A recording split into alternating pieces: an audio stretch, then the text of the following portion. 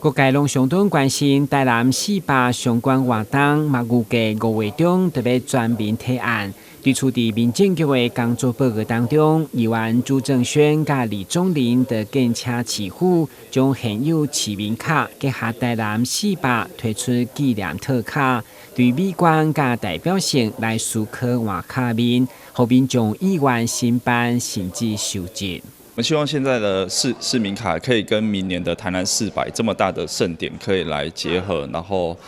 让台南市的市民可以收集成一套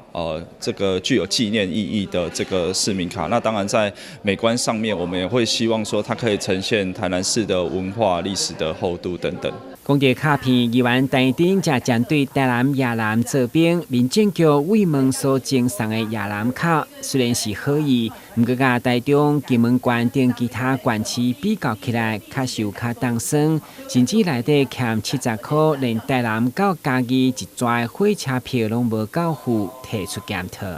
台中伊送伊一粒电子表送一粒电子表。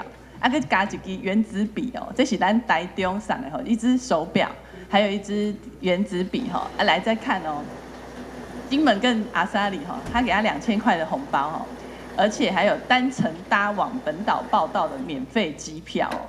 这种干妈公这个役男就觉得说很窝心因为大部分的役男要去当兵，其实心情都很忐忑但是他在这个第一刻，他就感受到说我们的市政府对他的关怀跟照顾，让他可以去当兵的路途上更加的安心所以我想这个礼物要怎么送我们有准备这个礼物要送给他结果礼物怎么送？当兵是所有的男生们很重要的一个人生的里程碑那怎么样能够送礼送到他们的心坎里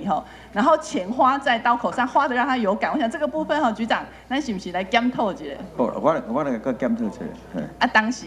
当时无我看嘛，因为咱袂当上金门，因为金门有金门酒厂啦。是。咱车无好，所以针对这部分，莫讲拢无啦，是不是？我会跟那个我们承办这个科来研究看卖现有的资源内底，看会当去敲出来，互迄个去做兵上少，互伊当体会讲做兵的时阵，伊就受到市政什么会啊？所以这个部分我们会让他第一个时间，互伊对市政会印象无啥好要这节车票都无啥搞，这部分他麻烦局长一定要检讨，而且尽速给我们一个回复跟答案议会大会工作报告甲质询5月2号由民政局拍头阵，有议员为着鼓励每一档83万的建设经费、甲林场的补助费以及宗教社团的活动费用不足等等来争取，